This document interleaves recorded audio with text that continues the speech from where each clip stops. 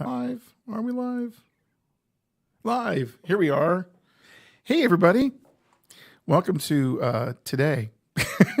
Welcome to the Chariot TechCast. As I move my mic around, you can tell we're running a little bit late today. I was a little bit behind the eight ball, lots of meetings.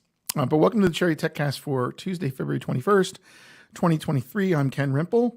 I'm Sujan Kapadia, the echo-free version. Yeah, I had to plug in a studio mixer and then make it all work. And then I had the chat window open in two browsers at the same time. So we're like, what's all this echo coming from? Me.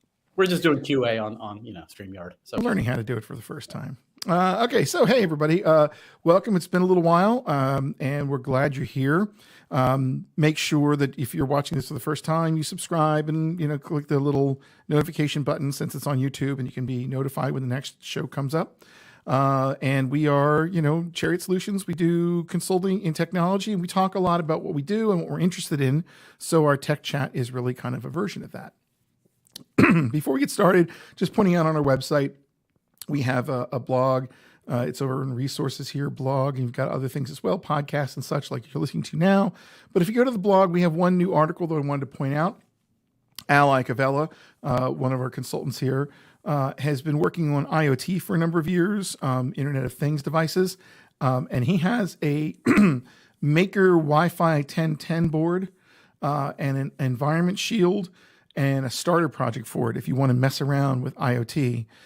So in this article, he kind of talks through, why people are starting to use modern microcontrollers in the last decade as opposed to older tools and, platforms like BACnet and other things as well, Ladder and PLCs. So he kind of sets up the reasons for it, and then he mentions what the Maker Wi-Fi kit that he's putting together that you would follow along with would have, such as like built-in Wi-Fi support, a crypto chip, digital I/O, analog input and output. And then he has a actual GitHub repo that you can take a look at, which is here. Let me open that up. So there you go. So if you want to play around with IoT, get started. He knows a heck of a lot about this stuff, so he's kind of laid out nicely some of the things you would do to set it up and deploy code to it and get information from sensors and communicate with the outside world. For listeners out there, if anybody's in building automation, home control type stuff, we have quite a bit of experience in those spaces. And a lot of the equipment is expensive, especially with building automation control. And one of the things this blog post talks about is there's commodity hardware out there, Raspberry Pi, et cetera, that's a lot cheaper. And with modern protocols, can potentially control this equipment at a much lower initial installation cost, hardware cost. So if you're interested in those kind of solutions, definitely reach out to us. For sure. And also just to point out our YouTube channel, if you want to check out all the stuff we talk about, all the speakers we host in our various conferences, we've been around 21 years now, I forgot, but in our 21st year, I believe. And we've been doing this for a long time. So if you look at our playlist, if you go to youtube.com/Chariot Solutions, it'll take you to our main page and you can hit the playlists. We have a show coming up called Philly Emerging Technologies for the Enterprise, or Philly ETE for short. It's coming up in April 11th and 12th, I believe is the date. If I'm right about that, let me know, Becca, if I'm not, because it's off the top of my head. But I'll go to the website too. And it's a really, really good show. We've got a lot of really good speakers. If you're curious about what it is like, you can check out any of the years themselves or go to our super playlist, or even go to like the IoT Fusion one. We just talked about Al's work with the IoT boards and Maker Wi-Fi. There's a great seminar we did with a number of different speakers on IoT back in 2018, which would be a good refresher for you if you're curious. So lots of resources for you there for free. We don't make you register. Just go ahead and take what you need and remember us. And right. It is the 11th and 12th, just by the way. Thank you. I was hoping so. There we go. Since I'm one of the committee members, that was from heart. And I'm like, yeah, I should have just opened up the browser. Here's the website, phillyemergingtech.com. We are still in early bird for another week or two. So you can save, I think it's $100, but reasonable price. I think Becca put that in the list here. Hold on a second here. Yeah. So the early bird pricing is $425, and that ends on March 15th. The regular price is going to go up $100, so $525. Now, this is for an in-person conference, and the seats are limited right now, so they're selling fast. If you want to be in person for the conference, you want to get your tickets soon. Again, phillyemergingtech.com. And it's going to be down in what is it? The Science Center? Is that what it is? Yes. Yes, thank you. At the University City Science Center, we have about 150 150 people max capacity, but we're also doing what we did for the last couple of years during the pandemic. We are also streaming. So if you can't get out downtown that day for those 2 days, you can certainly just get a streaming ticket, and the streaming tickets are cheaper. They're like 150. But it'd be a good idea if you can help it to go ahead and come in person, because it's really worth it to get that communication with other people. And you'll get to meet me and Ken in person. Yeah. With him, definitely. With me, I'm not so sure. Is that counterproductive? Does that mean people are not going to sign? Yeah, right. We'll both be there, and it'll be a really good time. We've had it for 15 years of it or whatever. We did it in person, and COVID put a wrench in it. But we figured at least for this year, we'll start going back into in person. And we found a venue that could do that, and also could do the live streaming at the same time, which is great. Plus, their internet connections there are fantastic. So if you're there on site and you need to take a look at something, your internet connection will be nice and fast. So that'll be good too. All right. And it's 2 tracks for 2 days. So 2 different speakers at the same time for 2 days. And we got some pretty amazing ones. One of the newest ones is our first keynote that we have picked up. And Katie Kwan, I think is her name. She's a choreographer. She's a dancer and a roboticist. And she's a PhD candidate in mechanical engineering at Stanford University. And the inaugural artist in resident Everyday Robots, which is a really cool organization. So what she's doing is she's taking robots and using imitation learning to teach them by doing in front of them new tasks in human-friendly environments. And she's going to talk about teaching robots how to dance, which is really a cool concept. So that's our first keynote that we've booked. There's a lot of really interesting stuff going on there. There's an example. So it's going to be really interesting to see what she comes up with for that talk. We were really looking forward to that one. We also have, of course, we're looking forward to all of them. We have Deshaun Carter from Spring Developer. He's a Spring Developer advocate. He's going to talk about multi-cloud platforms.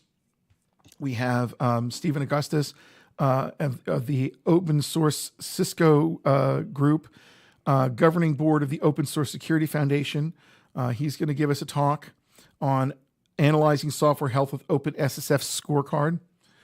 So if you're looking at like open source stuff and you're wrestling with licenses and things like that, and like projects, he can certainly give you a good leg up on some of this stuff. Sujan, the ones that you want to highlight, we have Drew DeCarm. Our own Drew DeCarm is. I was mainly gonna mention Drew DeCarm is gonna be talking about basically, and we're gonna be talking about progressive web apps later, but building progressive web apps that can use a camera on the phone, in this case for QR barcode scanning, completely written in JavaScript, no native code at all. And I know what he's going to be talking about and what he did, so I think it's going to be an awesome talk. We have Yehuda Katz is coming back. He's been here a number of years. He's going to be talking about his latest creation called Starbeam.js. And so we'll check in with him. We've got Jessica Kerr coming back. A talk from Jess Mink as well from Honeycomb. So just a lot of really good stuff here. Martin Snyder, local legend, Java user group lead, and certainly longtime committee member and speaker on Philly Emerging Tech. And he's going to be talking about Shape Up, which is, I'm not sure, I think some sort of process, Shape Up, development process. So we'll find out what that is. Yeah, the Jessica Kerr talk I'm interested in. It's about open telemetry, right? Just around observability, logging, monitoring, and I think it's something more and more developers should have baseline exposure to. Should be part of your skill set whenever you're putting a new app, Microsoft, whatever, deploying that out there. You should understand what ops people have to go through. So you should understand that side of the world as well. So hopefully she talks about that angle too. And then there's I'm sorry, I forget the person's name, but they're from Hackaderm, Mastodon. They're going to be talking as well about scaling up Mastodon. Hazel Weekly. Yeah. Hazel Weekly. Thank you. Yep. Really looking forward to that talk too. Yeah, just so people are aware, Pachyderm is a Mastodon instance. It's a Mastodon server platform. So you can go and join the Pachyderm Mastodon instance. And they're running that themselves out of servers they put together in rack mount and things they're working through to scale it up. So they're running into all the challenges you run into with scaling up software, especially because the actual let's see, what's it called again? I already forget. What's the name of the project again? I'm having a moment here. Pachyderm is a Mastodon, right? Thank you. Yeah. The Mastodon platform isn't necessarily written to be massively scaled. So they talk about that actually in some of the things they write about. So they address that with various strategies. So it'll be really interesting to see what they were doing when they wrestled with it, what they do to, I don't know if they patch it or if they just figured out ways to scale and cache and do whatever they do to make it perform really well for them. So there's an interesting podcast I'll have to find and drop in here where they interviewed this team about some of the issues they ran into with it early on. So that'd probably be a good thing to kind of point out and make note of. I'll look for that link. Just give you a little more background. All right, cool. So that's Philly Emerging Tech. It's going to be a really good show. Again, we'll both be there. Hope to see you there if you can come. All right, so let's do a little bit of news. The first one is, and I'm just going to briefly show the InfoWorld article, but I'm going to talk more about it than anything else, is Project Valhalla. So Project Valhalla is one of the JDK JEPs, I guess it is, or a series of Java improvement process proposals that go through under the guise of a single project called Project Valhalla. And so it's a big Java language internals overhaul. And the biggest thing that's coming out of that currently that they're working through is value classes and value objects. Awesome. Now they reference, and I'll put these in the links. The article is written by Matthew Tyson at InfoWorld, and it's a good kind of overview, so we'll link to that. But he also points to 3 of the kind of state of Valhalla guides that Brian Getz, who is the Java tech lead architect out there at Oracle, had put out, kind of saying where they were with Valhalla. There's a lot of details in here. But one of the things that Valhalla is trying to do is kind of go back at the way that they separate out primitives versus classes. And for a while, the Java mantra was everything's an object, right? We'll make it look like an object if it's not, for like boxing and unboxing. And otherwise, everything's an object wherever we can make it an object, because everything's based on classes, and classes are what objects are created from, instances of classes. And part of the problem with that is when you're dealing with lots of data and data structures, the way that Java stores that data is not efficient for packing it in memory and quickly pulling through it and processing it and scaling that kind of processing. So what they're trying to do is they're trying to make the ability to create a value class, for example. So you define a class, and normally classes have identity. You can say, dot equals, and you can also say equals equals. And with a class, the equals is the reference and the dot equals is the identity of it, right? What the fields are that make it equivalent or equal. And what they're doing with these value classes is they're saying, if you mark a class as a value class, you can use class semantics to group a collection of things together, but we'll throw away the concept of identity. So it's not like you'll have multiple instances you can compare to each other, and it's just a value you can pass around. And what that's going to do is it's going to kind of solve the weird problems we have with boxing, like everything gets converted in and out. And, whenever you convert from an integer to an int, you lose the identity, and then so you convert it back and it's a new identity. They don't do, equals right. They're saying, all that stuff and the fact we can't pack it in memory really well, we're going to give you the option of making just a pure value class you can make instances of and pass things by value, even though the shape is a class shape. Right. And what's nice is, like you said, memory efficiency, not recreating instances of the same value class. Like you could share them immutably throughout your code or reference them immutably. So it could be immutable, and being a value class, it should be easier to do switch expressions off of and write conditional logic on that. So, there's a lot of good things: immutability, switching, avoiding boxing, unboxing.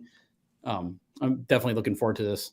Yeah, and so visually, for example, here's how you would have an array that has an array of XY point objects with current JDK would look something like this, right? You got the array header, and then each of the elements goes the header of the object for each array element, and so on and so on and so forth.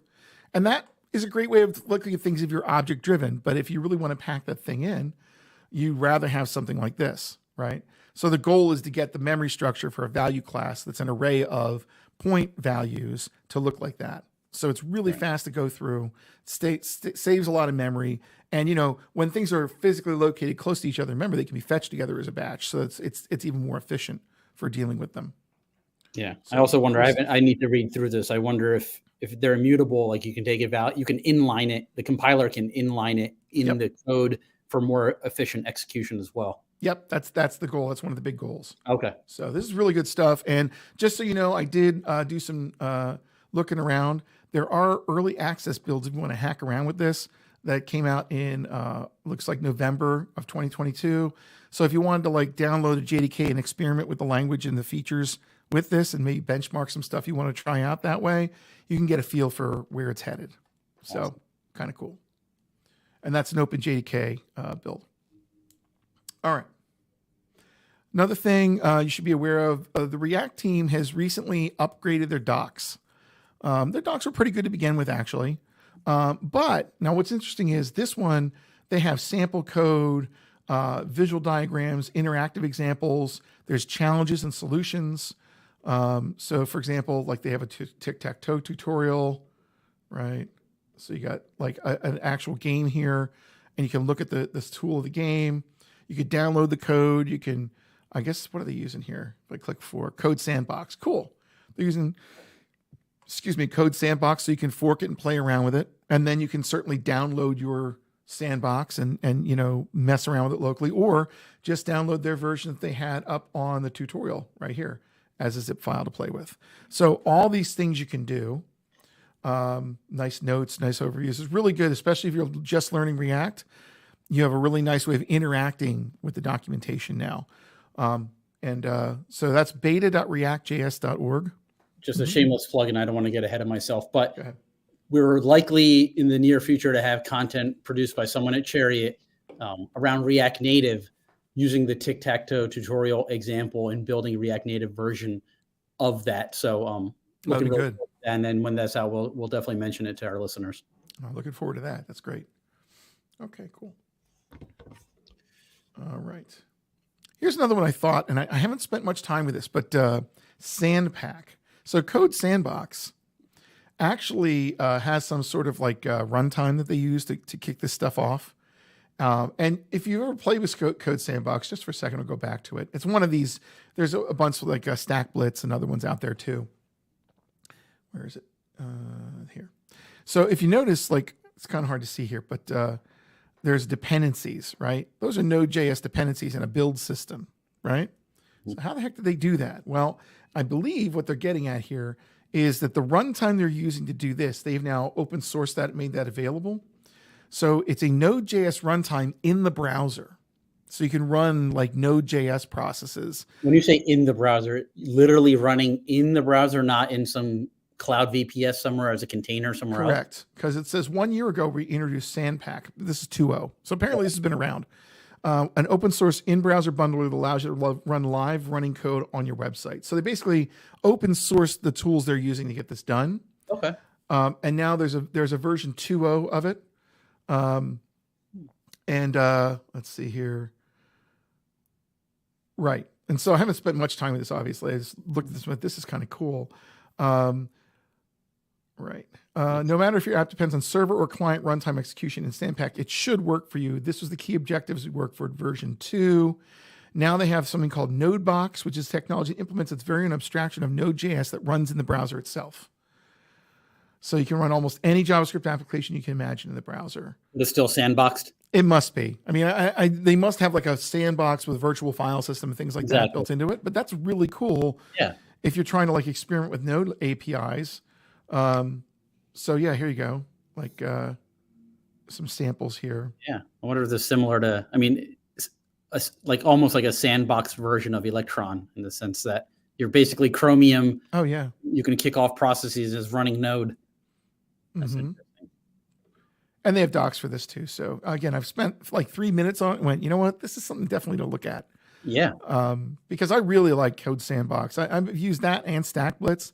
Code Sandbox is great for like quickly kicking off samples and then sharing them. It's great for training. It's great for experimenting. If you want to create a view or Vue TypeScript or Angular TypeScript or whatever thing you can think up, you can do it from Code Sandbox. And I believe they've been starting to put like server level stuff like Node apps on there. So I think that's where that comes from. But it's a really cool concept. So check it out. See what you think. It's really cool. Yeah. All right. I'm gonna look. I assume that you can communicate with the node process from the web page somehow, or through through JavaScript running on the web page. You must be able to. Yeah. I was thinking, is that like, is using Node a cleaner way to do like WebSockets and message processing and take that code away from your front end app somewhere? I would wonder how you physically, and this is what I'd have to find out. I wonder how you physically deploy that in a product you're going to distribute. You know, what the licensing is and all that stuff. Definitely worth researching. Nice. Definitely worth researching. I also flagged this too. January 11th, there was another JavaScript survey out there.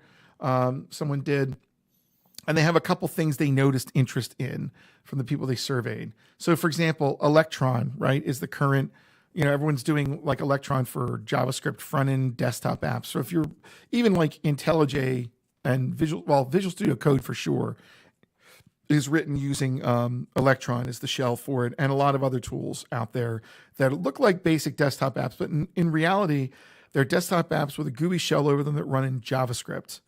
So they run a Node.js process for like backend processing, and they run a browser, like without all the Chrome around it for the front end.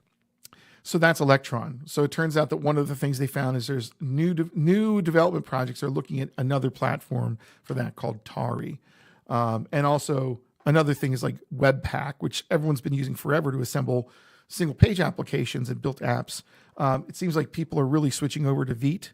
Part of that is because a lot of the tools are switching over to Vite. Like, so for example, Vite has a creative React app and a Vue app and all sorts of other things. And it's a really nice platform to work with as like a build platform, as opposed to using like just a base Webpack based build. So anyway, so there's some, let's see in here. So for example, here's one query. How much do you do JavaScript versus TypeScript? All right. So in this surveyed group of people, there is about 8% of people doing 100% JavaScript. They'll never die, never going to do any TypeScript at all, forget types. And then only a few people are doing in that survey 50-50, which is kind of interesting. And a large majority of people here seem to be moving more towards TypeScript. And in fact, 25% don't answer, but 20% say they are fully doing TypeScript. So it seems like it's been pushed more towards TypeScript. I don't know what the earlier versions of this is, but it certainly seems to track. I know when I look at a project, I try to make sure I do it in TypeScript just because I don't have to write as many tests to know that I got the types wrong. So that's one. Keep going up. That's great to if you're a developer needing to convince your team or management, that TypeScript is the way to go. I think this is pretty relevant to say, how much of what's being built out there now is using TypeScript. So just from a maintainability, hiring folks, cross-training perspective, makes a lot of sense to start using TypeScript if you're not. If you're building a large application in pure JavaScript, I highly recommend you don't do that. Yeah. And I think TypeScript 5 just came out. There's a lot of nice enhancements to it as well. So definitely it's been very active as a project, and it's not going anywhere anytime soon for sure. Another one is Vite. So VITE, Vite as a build tool. So apparently 98.4% of people using it in this survey stuck with it. 81% of people that were surveyed were interested, and about 50% were using it on a regular basis. Keep in mind, though, Webpack still has 84.8% in usage, because once you start on a project and you lay it out with something, it's going to stay there. Picking it up and moving from a Webpack-based build over to Vite is a significant lift. So you probably won't see tons of people moving from one to the other once their project is established. But new projects, since there's so many nice starters with Vite, are probably going to end up using Vite in general for things like React and Vue. Okay. Let's see, Node.js and Deno. Apparently there's one called Bun now too, which I wasn't aware of. What's that? I said, of course, there's a new thing. Always. It's JavaScript, right? You know, I'm going to make one called Burger. So Burger and Bun, they can fight it out. Hot dog. I'm going to make one called Falafel. There we go. So Node.js usage is much the same as last year, around 71%.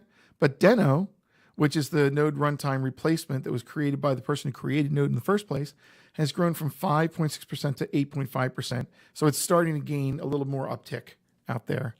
And so that's interesting. Of course, it's still not as popular as Node, but it's starting to make a little bit of inroads there. Let's see. Here we go. Ask for opinions on the state of JavaScript. Around 40% consider that building JavaScript apps is too complex. Yes. Yes, it is. Yes. Every time I go and build one, I'm like, how am I going to do it this time? Why is this tool broken? Why is there a new one? 45% say the ecosystem is changing too fast. I agree with that too. Things are moving too quick all the time. Over 55% would like to see static typing in the language, which I don't think is ever going to happen with the TC39 committee. I really doubt they're going to approve that. But, I could be wrong. And then the next biggest ask is for a standard library, which, they have a browser. Standard. Good luck with that, with all the browsers out there, and then Node. And so, Node has its own libraries built into it, but like standard JavaScript, like a C standard library doesn't exist. That's true. Biggest pain point is now code architecture defines organizing and maintaining your code base. That makes sense. Whereas last year, managing dependencies was in the top spot. Flip a coin. It changed from that to that in 1 year. I mean, they both have been issues for a long time. So, yeah, exactly. You could say that for anything. It's not really just JavaScript. Mm-hmm. Didn't we say it was really complex? But then they said the web stack is relatively well liked. 75% of devs feels that JavaScript is moving in the right direction, and 58% are happy or very happy with the general state of web technologies. Given the developers are a tough crowd to please, that's a good result for the ecosystem, says, who's the author of this? Tim Anderson. And let me see where this survey came from. State of JS, 2022, that's State of JS. So I guess you can really kind of dig into this. They even have a data explorer. That's very cool. So check it out, 2022.stateofjs.com. That's where that came from. Interesting. Yeah. You have one in here, web push for web apps on iOS and iPadOS. That was just released, right? Yeah, and I guess we can talk about it now. I was going to mention that during the discussion of PWAs. Oh, okay. From my that's okay. Mm-hmm. It'll make more sense after I define some of these terms and what they mean. So let's put a pin in this. And do you want to share your screen, or you just want to talk? Like, how do you want to do it? I'm just going to talk, so folks will have to suffer through listening to me extemporaneously without any websites or links. All right, that's good. Go for it. Okay, so you're done with your links. Awesome. Yeah, I'm done.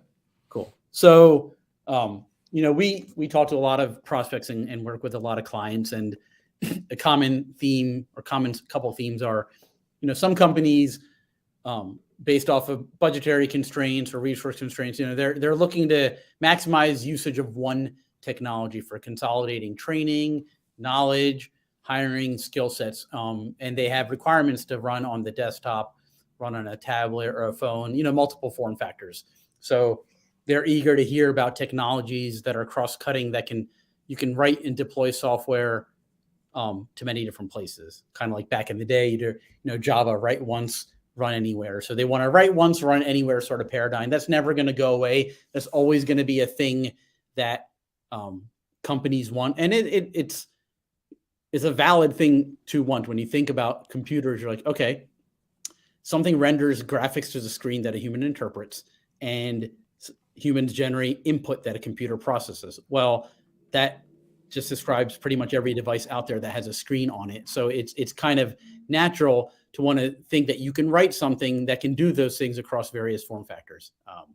So I'm going to take folks on a little bit of a journey, right? So back in the day where I came from in terms of Java, that technology was called Swing. Swing had a windowing toolkit that abstracted out the mechanics and the things that are necessary for building together windows and widgets and buttons. And then the underlying rendering of that was dependent on a platform-specific implementation of Swing, AWT, that at the time Sun, and the team behind that would be responsible for building and maintaining. So you could write a Swing app ostensibly and have that run on Windows, have that run on Linux, have that run on Mac OS, for example. And you get varying levels of different look and feel. And you could have something that looked and felt the same across any of those platforms. And I have to say, while there were challenges in building Swing apps, it did work. And it does work. And, built quite a few successful Swing apps within, the company that I was working for at the time. And you could literally take a jar and you could run it on multiple systems with very little issues. There are some platform specific things you may need to take to account for and write certain logic for in your code. But by and large, it worked. Later on, I worked at a place where this was before smartphones. Let's say smartphones came out around 2007, the iPhone. Well, before that, there was a technology called WAP and WML, if you remember, Ken. So wireless application protocol and wireless markup language. So at the time, I was basically building JSPs served by Tomcat, but the JSPs, instead of rendering HTML and CSS, they were rendering WML, wireless markup language. That was basically like the paradigm or the metaphor. There were cards. So cards had some text, had previous and next links, had some sort of navigation capability and hyperlinking to other cards. So you had a stack of cards that you could go back and so you could write apps for the non-smartphone stuff back in the day. Again, you had a screen that could render something and you had something to capture input. Then from that point, things exploded once you had smartphones and browsers became really powerful and you had tablets. And now you have like a dizzying array of a number of things, which I'll kind of, go over briefly at a high level. You had websites that in the beginning only rendered on a desktop. You can request a desktop version on your mobile phone. And if you're good at reading microfiche by the naked eye, have at it. That is a valid way to consume certain websites still that don't have mobile responsive versions. I'll define what that means later. But your phone can render a website, even a desktop version, with the same primitives. You can process the DOM, et cetera, and CSS the same way. It's just going to be really hard to read unless you have like a gigantic foldable, mega-sized phone that's almost like a tablet. And even then, it's going to be a little bit cumbersome to do that. But it does work. You can take that kind of a little bit further and say, okay, you have a website that renders, but you can scale a website to the viewport of a device. So a viewport meaning the bounds or the dimension of your phone, your tablet, your browser, which is essentially like you can say in pixels or DPI, for example. If you can scale a website to a viewport, what that does is it tells the underlying rendering how to render things for that scale with fonts, et cetera. So your text can become a lot easier to read on a phone. It's not going to be like really tiny like this. It's going to be a lot bigger size to the phone. What it doesn't do is take care of layout. So it can still be a pain to navigate, scroll around, to get to the elements you need to, because we're just talking about scaling the website up, not really doing anything else with it. But again, that's a lot better than not having something designed for that viewport size. You can even take that a little bit further and say, okay, now the website renders is scaled to the viewport side of the device. And now I'm using something called CSS media queries to actually determine, based off of some parameters like the dimension of the viewport, I want to change the size of my element. I want to determine which size image to use, or I want to change the layout of something from like being horizontally laid out to being vertically laid out. You get to this point where you're taking into account a viewport and your elements and CSS are taking into account the size of something. You're getting to be more responsive now, where you can have something on a website. And I didn't have time to prepare examples to show and screen share. Sorry about that. Well, we can always follow up later. We're going to have more deeper dives into these topics in subsequent podcasts. But now you can have something laid out much better for the phone. So instead of a horizontal set of list items or links, I can have them vertically spaced out. So it's much easier to go vertically on the phone and scroll, because that's how it's narrow screen. So now you're kind of at that first step of being more responsive. So a lot of websites, and if anyone building a website today, I don't know the metrics off the top of my head, but most of the surveys and metrics out there, user agent data collection stuff, shows that a large number of users are logging into websites through their mobile phone for everything now. It's not like for one type of, they're doing it for consuming information, consuming news, doing banking transactions, checking email, whatnot. They're using their phone for a lot of things. So if you're not taking into account mobile responsiveness for your website, several things happen. One, your users are going to complain. They're not going to use your website. Search engines will actually probably, I think SEO, if I'm not wrong, correct me, Ken, I think SEO takes that into account as well to the form factor. So your website may not show up in searches or etc. if it's not like its lighthouse metric is not high enough for it to go for accessibility purposes. Is that correct? Or down ranked, like, it might just be, lower in the list, for example, too. Yeah. Right. So you're doing a disservice to your large user base using mobile phones now. Here, within the U.S. domestically and globally, even more so, where for many folks, the only device they can afford is a mobile phone, and that's their internet connection. That's their entryway into everything they do on the internet, in the World Wide Web. So that should be something that everyone thinks about whenever they're building a website. And there's CSS frameworks to help you out with that. There's a lot of material out there. There's things you don't have to start from scratch. There's design systems like Material, UI, that can do a lot for you out of the box to make your website responsive. It doesn't take away good UX. You still have to plan and design for good UX and understand what your users do. But there are frameworks to really help you not have to start and be a CSS PhD scientist to figure all that out from scratch. So highly recommend looking into mobile responsiveness and CSS frameworks that are mobile responsive. You mind if I jump in here for a second too? Please. Yeah. So one of the things you also want to keep in mind is the bundle sizes and the amount of JavaScript you're throwing over the wire, for example. So if you're building applications with a huge, JavaScript build files that they shake them down, it's still like 2 megs, 3 megs, 4 megs.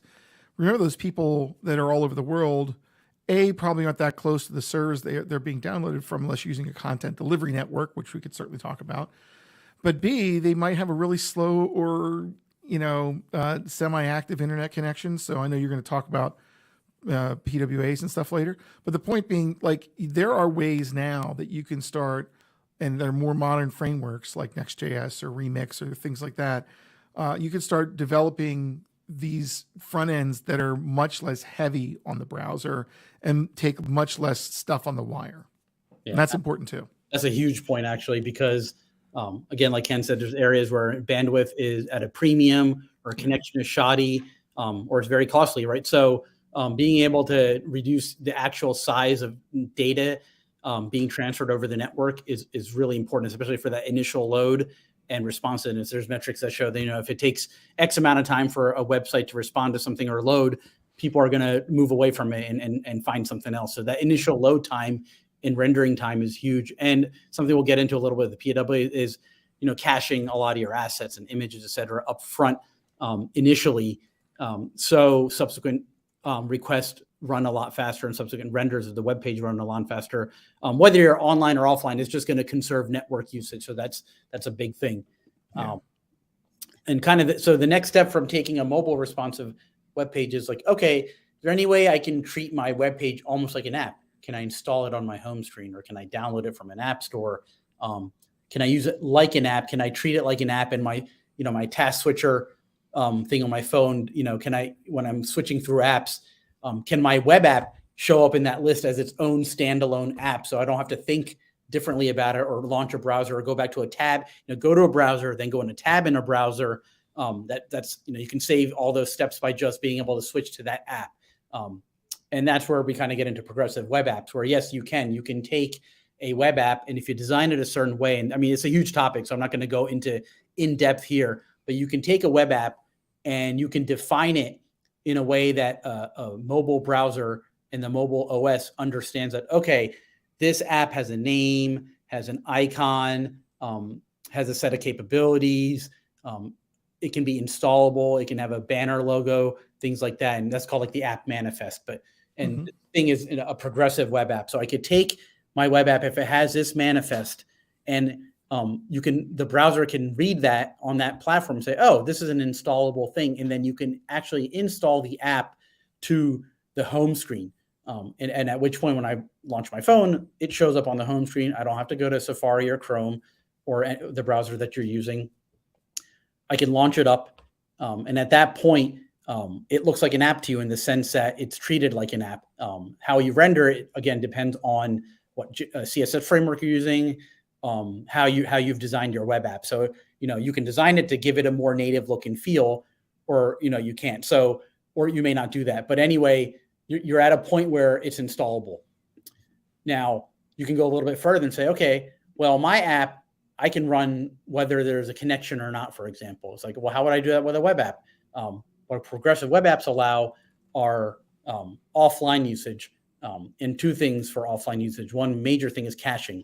If you can't cache something that you've already retrieved, it becomes impossible to do offline, because every time you go to retrieve that, you have to go to the network, whether that's a CDN or a cloud provider or some private server somewhere. You can't make progress on your app without actually having to hit the network. So you can cache a lot of these resources, whether they're web pages, CSS files, scripts, images. There's a browser support for all of these things vary. Probably should have put that disclaimer up front. And you can use a website like caniuse.com to tell you what browsers support what versions of what to various degrees. It's a highly detailed website, a great resource to check out.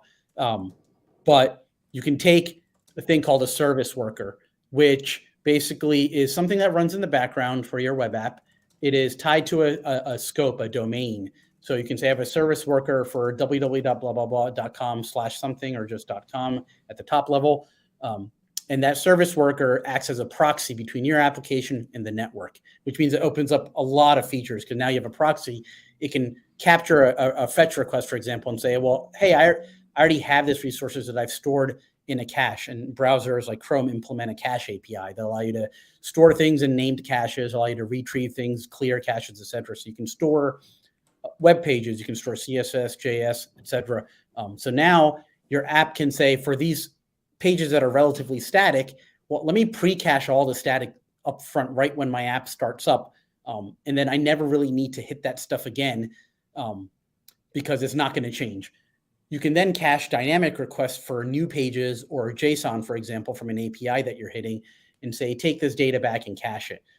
You can cache those objects directly as HTML, HTTP responses, or you can use this thing called IndexedDB, which is essentially a object database where you can store JSON objects and then retrieve them by key value. So now you can store responses from RESTful APIs, GraphQL, et cetera. And then before going back out, you can check your cache and say, okay, do I already have this? And if you have it, then therefore you can, so you can basically, as I'm building this up from a website to something that you can read on a phone, to something that now is formatted well on a phone, to something you can install, to now something where you can store data locally. And then that kind of thing keeps going on. And then the next part of that would be accessing native features like the camera or the media API or the microphone, things like that. So there's a lot, we can get into here. We'll have subsequent things about it, but in this modern day and age, you can build an installable web app on your phone.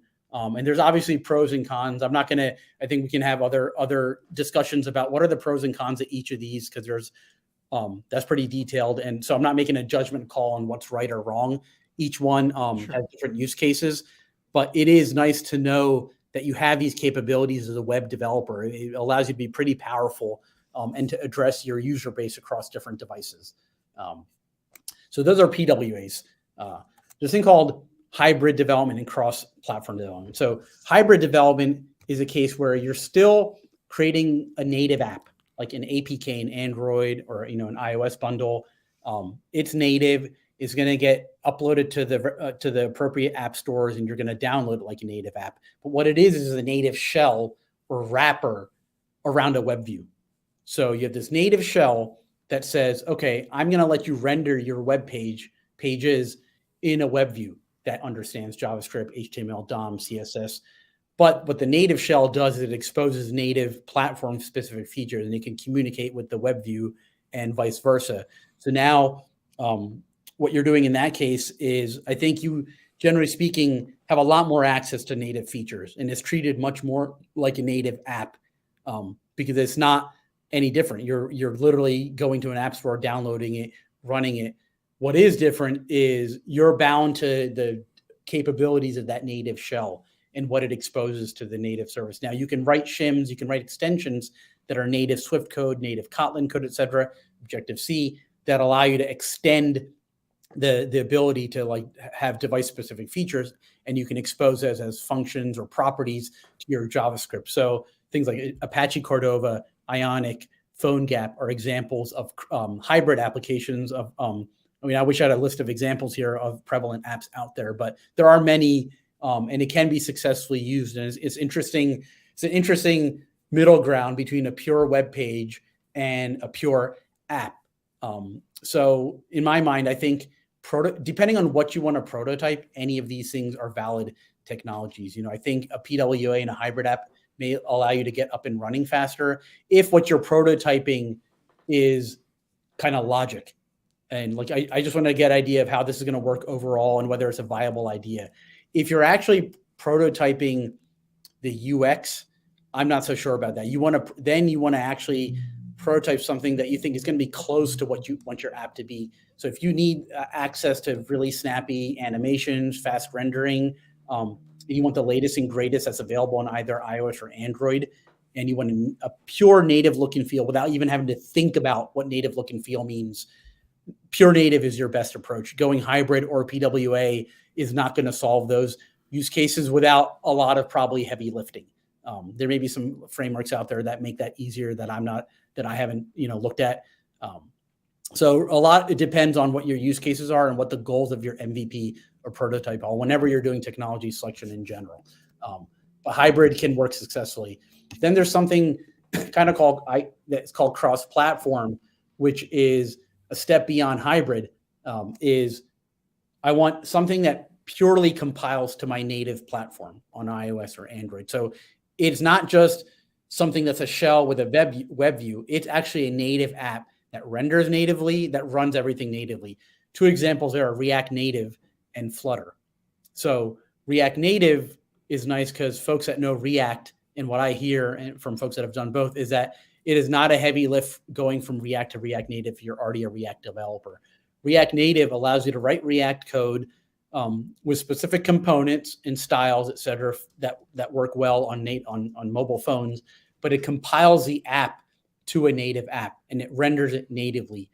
You can build extensions that are native extensions to allow you to get access to other platform device specific features, et cetera. So React Native is one that allows people to reuse their TypeScript and Java and JavaScript and React knowledge. Notice how I said TypeScript and Java by accident because they look so similar at times. Another one is Flutter. Flutter, by Google, and that is uses a language called Dart.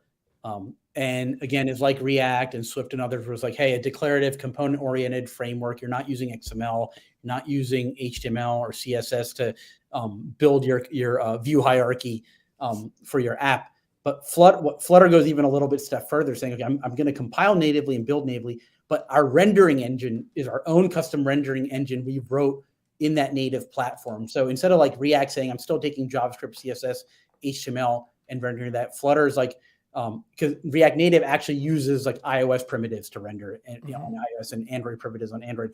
Flutter says we are taking care of rendering ourselves. We're not using iOS or Android, so they have full control over the look and feel. So what that's great is that they can easily target multiple platforms with the same set of code because they're responsible for rendering. The downside is the Flutter team and community has to stay up on all the changes on iOS and Android to constantly build things that render with a native look and feel on each of those platforms. So they're, different strokes for different folks. They take different approaches, but it's interesting. So now you have a native app that you can run cross-platform. Another part of that hybrid, the cross-platform thing is Kotlin multi-mobile platform, where it's saying, I've talked about kind of going from a web page to a native app and the shades in between. Kotlin platform is saying, multi-platform is saying, we're going to stay native. This is not web-based, but hey, a lot of back-end logic, a lot of the logic to actually drive your app can be shared between both iOS and Android. So Kotlin multi-platform is you write your business logic and, I guess driving logic in Kotlin. And then both your iOS and your Android apps use that logic. And then you're still building the UI, the UX in Kotlin or Swift. So that part of it's native, but it's reusing business logic. And we've had several clients that have successfully used Kotlin multi-platform for large teams. And generally what I've heard is that has gone well. So that seems to be a viable technology to share business logic across both types of platforms. So I've talked a lot about mobile, and I want to switch the conversation to desktop a little bit, and I started off with Java Swing being that cross-platform desktop technology back in the day. And then later on, Swing became Java FX. And I still, I don't know what the adoption rate for Java FX is. I still hear about Swing more than FX, but they're essentially similar, except that FX allows you to use CSS as well. And they have their own XML-based definition platform that looks ugly. But both are windowing toolkits that you can run on Mac, Linux, or Windows. So that, that's on the kind of Java-based desktop side. There's several technologies on the desktop, one being PWA. So your PWA can be built to run on a browser, like I said, and that browser can be a desktop browser. So based off mobile responsive frameworks, your PWA can be installable and can look nice on a desktop versus mobile. So that's definitely a viable approach, and you can still do the caching, still do IndexedDB, local storage, those kind of things. Those are viable technologies as well. Another option, Ken mentioned earlier in the news links was Electron and I guess Tauri. I haven't looked at Tauri at all, so I can't really speak about that. But Electron is Chromium-based, so Chromium WebKit. Chromium is the actual browser technology code that runs behind the scenes for Chrome and Safari, for example. And for those that don't know, Chrome and Safari share a lot of code now because of WebKit, like a massive amount of code. WebKit drives a lot of browsers out there. So Electron says, hey, I'm going to give you a main process to run JavaScript code in, Node code, and then rendering processes that are Chromium. Think of them as tabs, but they're Chromium processes that can render HTML, JavaScript, CSS. Excuse me. So you can build you can use React, you can use Angular, you can use Bootstrap. You can use something. You can use an SPA technology or just CSS framework to render your views. The views have an ability to talk back to the main node process, and they can communicate through message passing with each other. So and that app now can run on the desktop. So you can use your web technologies to render a desktop app that is less sandbox than a browser app. So you can access disk, you can write to disk, you can access the network, you can kick off a node process in the background and run an HTTP server on the side. Things like the Slack desktop client. I think Ken mentioned Visual Studio Code, use Electron. And I think there's other notable examples out there, but I can't remember off the top of my head. If you remember any, Ken. Yeah, a lot of the GraphQL tools, for example, like when you install, I forget what they're called anymore, but a lot of those are definitely written in Electron. There's a lot of just general programming interface tools that you kick off that are. I'm thinking maybe what's the Postman Electron, or is that I was going to say Postman. Let me fire Postman here. Okay. Let's see. Yeah, I can't get it to bring up the JavaScript console. So, but Postman might be as well. So a lot of those tools are generally developed with Electron as a shell, just because it makes it easier for them to use one language for the front end and the quote unquote back end. Exactly. I don't want to quote Postman though. I'm not 100% sure. Yeah, I don't know for sure either. Because I know it feels like it, So that can run on Mac, on Windows, and Linux, I believe. So now you have a kind of a cross-platform desktop app. Go ahead. I'm going to break in here. The one way you can tell in a lot of these tools is that in the view menu, there's a developer menu, which is the Chrome Developer Tools menu. And Postman has it. You can say show dev tools. And guess what it is? It's Chrome Dev Tools. So I was looking at Postman. I fired up and I can go into the dev tools for Postman itself, even look at the DOM of the whole front end. So yeah. Yeah. It's pretty absolutely cool. So you can run these across different desktop OSs. You can reuse the same set of technologies, JavaScript, essentially in Node. There are differences when you're packaging and releasing these in the Electron app. You do have to take into account the platform that is going to be installed on, and there are differences there and gotchas that I only know the surface level of because I haven't done too much with it yet. But that part is that's where maybe some of the abstractions get leaky. You do have to take the specific platform into consideration when packaging and installing these file paths and things like that. Yeah, exactly. I already mentioned Swing, and just think back in the day in general, like I was saying, like at the end of the day, everything you do on a computer is graphics is rendering something to a screen and something is capturing input. Everything can boil down to that no matter what you're doing. All of these technologies, at the end of the day, it's pretty wild to think about it. They render something to the screen and capture input. So it's turtles all the way down, right? It's all the same. They all ultimately compile down to the same exact thing, conceptually speaking, right? When you're looking at the pixels. So even I in this category, if you want to take it holistically, I consider VNC, X Windows, RDP. These are interesting things to consider as well when you're thinking about your solution space. Each one of them is valid for different use cases.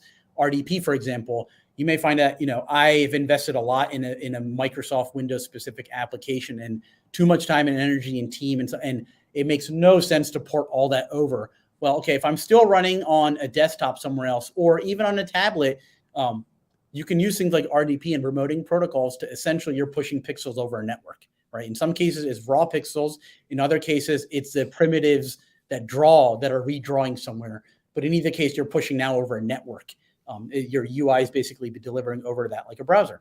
Though there's definitely use cases where RDP or VNC are perfectly reasonable and a much better lower cost investment than rewriting an application. I've used that many times in many cases, and I know Ken has as well. Yeah, the whole thing about like Amazon Workspaces, for example, it has a place. It's like, you have shared remote desktops into separate virtual machines per user, and they could use any browser or anything that can run the Amazon Workspaces client. It's pushing pixel, just like VNC would. It's got its own little kind of screen drawing primitives to do that, and you're interacting with a VM in a safe and secure way. So if you got legacy applications, you got your SAP desktop apps or whatever the heck they are for certain things you can't migrate, but you need to share it across to something else. That's certainly a potential solution, right? So just to consider what you need to get done and what the tools are that you have and what capabilities your clients have. And as you said, pick your poison, I think was the term. Exactly. I mean, and it's, as with many things, Unix, Linux, right? They innovated a lot of things a long time ago that people don't realize that oh, hey, Unix had that a long time ago. Actually, when you get into the 70s, X Windows, right? I mean, to me, X Windows is a technology that's way ahead of its time. When you think about the client server architecture and delivering a UI to any terminal that you're sitting at from a server, I mean, that's kind of mind blowing. It is really wild if you think about it. I mean,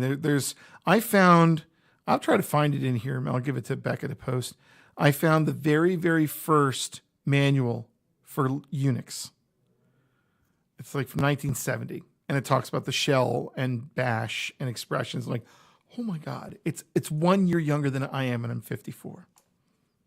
So, and Lisp is from 1950 something, right? So, I mean, you close your people, you're working on 50, 70-year-old code. And then, to take that. Take this one step further before I get off my get off my soapbox or whatever. But so to take this even a little bit further, you can render to an invisible frame buffer in a headless mode. So now your app is not even visible, but it's used for testing purposes. Yeah.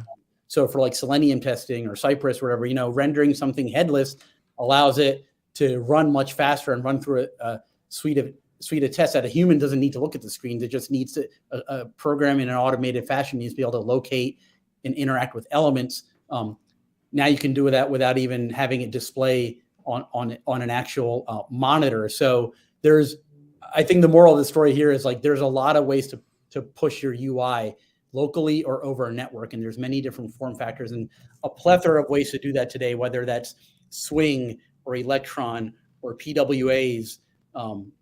Or remote desktoping into something, et cetera. So I would say there's a lot of options out there. Don't constrain yourself. First, figure out when you're thinking about building a new product or new app is like, what do your users need? What do most of your users need? How do they need to interact with this? What do they use? Like, collect all that information. Don't worry about, well, can I do this or not do this? Well, because let's make a product decision based off of a technology selection, either already made, divorced from the product idea, or something because you're worried that you're not going to be able to implement it. First, just think about the requirements. Step one. There's a lot of technologies out there to meet these different requirements. You may not be able to get everything you want on any one of these things, but if you can get most of the way there, that's good. And then take a look at which technologies support most of my requirements and that are my users are going to be happy with. And try to do as much paper wireframe prototyping as you can. That's really valuable. Do that upfront to understand what your users need before you even write a line of code. Now, any one of these things you could do for some rapid prototyping. So that doesn't hurt to write some code for a rapid prototype. But make sure you know what questions you're trying to answer in your prototype.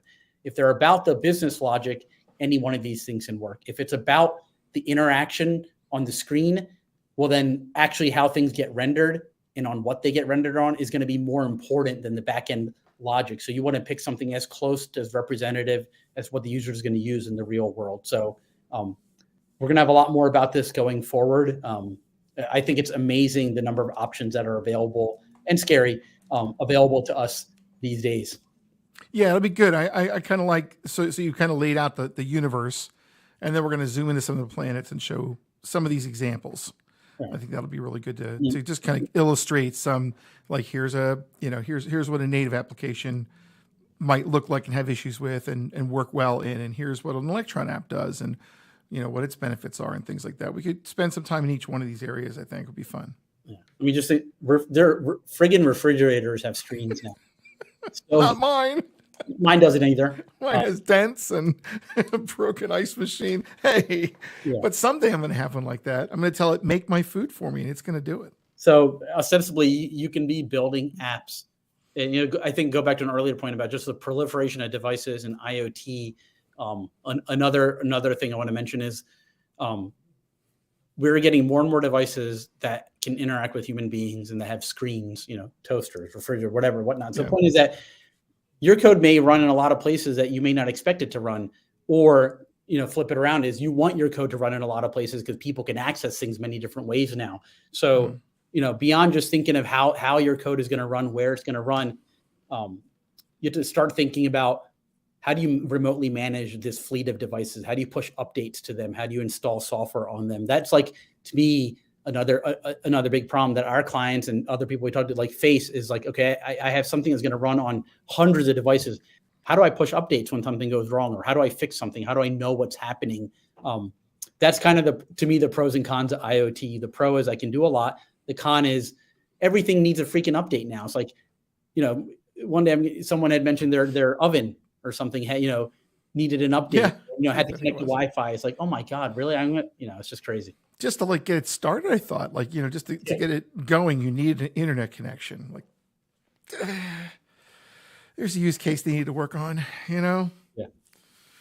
Oh, thanks for giving me the floor for a little bit. I will see the floor back. All right. So a couple things. So yes, we will continue this conversation, this kind of UI debate and discussion as we go along over the next couple months.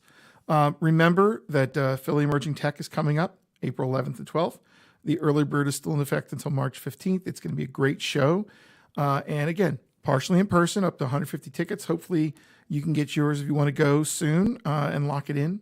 And again, it's down at the Philadelphia Science Center down near Drexel University. It's in the University of Penn. So it's a nice area and a good place to go see a lot of really interesting people talk about stuff. So that's that. And, hey, if you have any feedback for us, you can either email us at techcastfeedback@cherrysolutions.com, or you can tweet at our still operating Twitter at TechCast.